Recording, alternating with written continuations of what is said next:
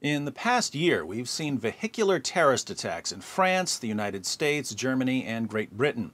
And given the success of these attacks, I doubt we've seen the last of them. Now, when we see a pattern emerging, the normal human reaction is to try to understand and explain the pattern. Unfortunately, the media have been so thoroughly conditioned not to understand terrorist attacks, it seems they've given up on trying to explain them for us. And when reporters throw their hands up in the air and admit defeat, that's when our hero, D. Wood, steps in to show yet again that this is so incredibly simple a lobotomized baboon could understand it. But before we turn our attention specifically to vehicular jihad, here's a quick review of jihad in general for first-time viewers who didn't see my last 30 videos about jihad. In Sahih Muslim 7258, Muhammad explains a vision in which Allah showed him that Islam will dominate the entire world. He says, Allah drew the ends of the earth together for me to see, and I saw its eastern and western lands, and I saw that the dominion of my ummah will reach as far as that which was drawn together for me to see. What was drawn together for him to see?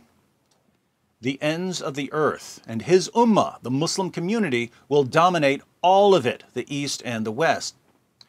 How is this going to happen? Through peaceful preaching? No, through fighting. In Sahih Muslim 129, Muhammad declares, I have been commanded to fight the people until they bear witness that none has the right to be worshipped but Allah, and that Muhammad is the messenger of Allah, and they establish the salat and pay zakat. If they do that, then their blood and wealth are protected from me, except for a right that is due, and their reckoning will be with Allah. Notice, when are your blood and property protected from Muhammad?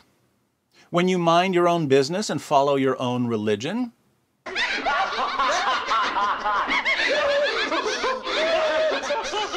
No, when you become an obedient Muslim, not before. Now, as Muhammad fought to violently subjugate the world, what was his most effective tactic? Apologetics? No, terror. In Sahih al-Bukhari 2977, Muhammad proclaims, I have been made victorious with terror.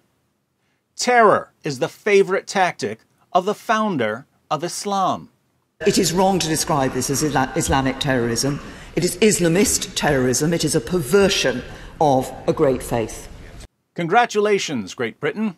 You've managed to elect a government that's utterly incapable of reading words off a page.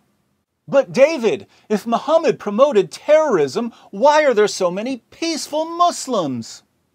Thank you for asking a question that I've answered hundreds of times.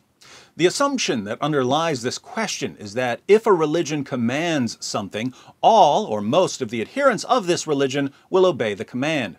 And this is total nonsense. In Matthew 5, verse 48, Jesus commands Christians to be perfect. Not one single Christian has ever obeyed this command, and yet Christians not obeying the command has absolutely nothing to do with whether Jesus commanded it. Likewise, Islam commands its adherents to violently subjugate non-Muslims. There are, of course, millions of Muslims who have no intention of ever obeying this command, and yet Muslims not obeying the command has absolutely nothing to do with whether Allah and Muhammad commanded it. The real question here is why some Muslims obey Allah and Muhammad while other Muslims don't. As I pointed out in my video, The Jihad Triangle, jihad isn't simply the product of belief in Islam. Jihad also requires a Muslim to know what Islam teaches about jihad, many Muslims don't, and to have a certain personality type, the personality of someone who does what he's told, even if it's going to cost him his life. Many people aren't like this. But some are. When all three features are combined, when a person believes in Islam, knows what Islam commands about jihad, and has the requisite personality type, we get a jihadi. But when a jihadi is born, he's faced with a number of options. The world is very different from what it was 14 centuries ago when Allah and Muhammad commanded Muslims to wage jihad, and jihad took on a number of forms even in 7th century Arabia. So there are a range of options available to the newborn jihadi. But what are the main options? Well, first, if the jihadi has always wanted to travel and see the world, he can join a foreign terrorist group. If he decides to go this route, he's faced with a further decision, namely, which group do I join? Do I join Al-Qaeda or ISIS or Al-Shabaab or the Taliban or some other group? Second, the jihadi might decide to wage jihad in his own country, and here he'll face the further decision of how to go about this. Do I learn to build bombs, or try to get a bomb from someone else, or get some guns or knives, or get in a car or truck and drive it into a crowd of people? Now, the options open to the domestic jihadi vary in two important ways. One, they vary in the amount of preparation required, and two, they vary in the degree of impact. In other words, learning to build bombs can take a significant amount of time, years if you're thinking of something beyond a pressure cooker or a pipe bomb. But the results can be pretty terrifying if you manage to blow up a bunch of people. Guns may be more or less difficult to acquire depending on where you live and who you know, and the impact may be more or less potent depending on how quickly someone's going to shoot back.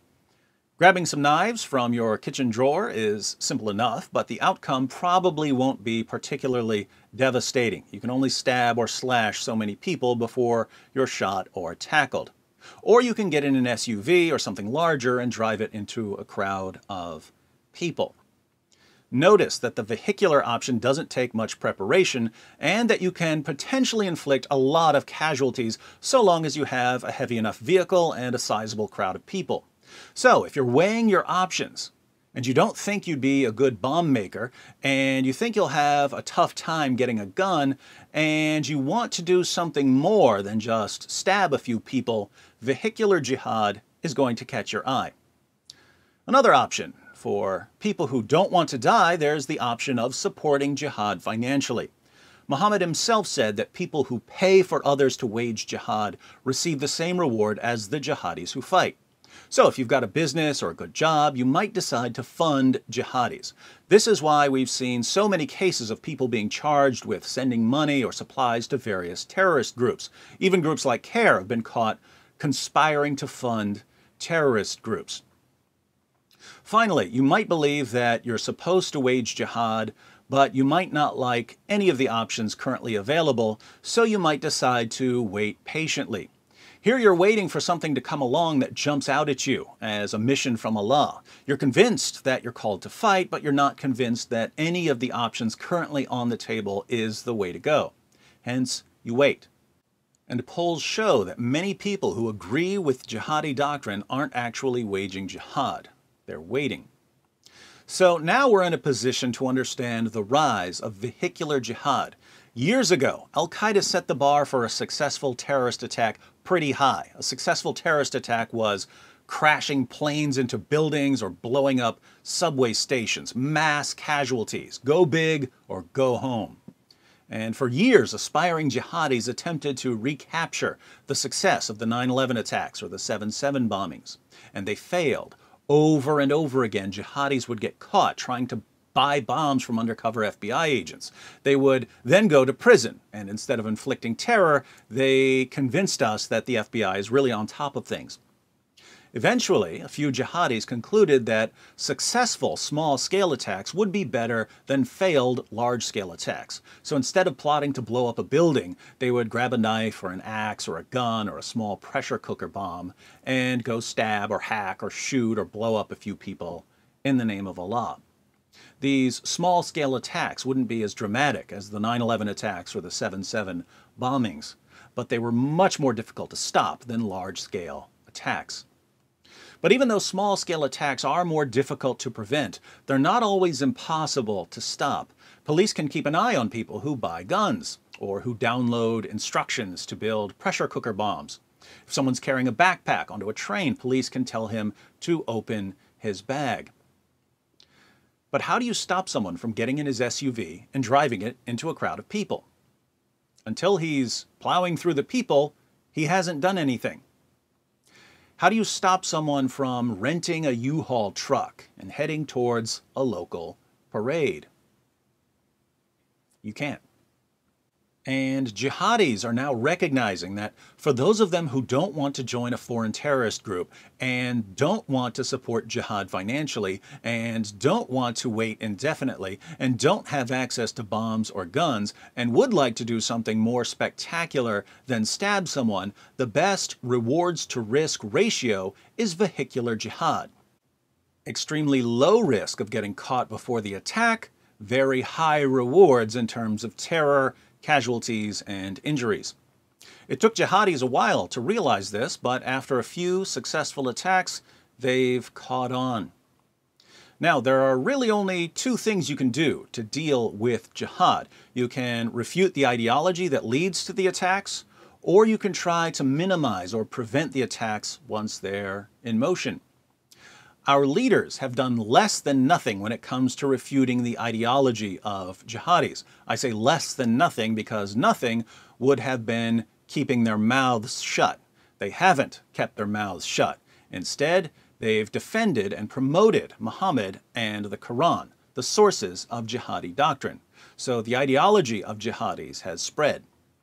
That leaves our leaders with the task of preventing individual attacks and trying to minimize the damage of attacks they can't prevent. Improvements in security and surveillance have been remarkably successful in preventing most large-scale attacks, but this has pushed jihadis towards small-scale attacks. Given the options available to small-scale jihadis who don't have access to guns, vehicular jihad is just as easy as a knife attack, but far more deadly. And that's why we're going to be seeing more of these attacks. So stay alert when you're in a crowded area and learn to refute Islam so that future generations don't have to depend on politicians to keep them safe from Muhammad's teachings.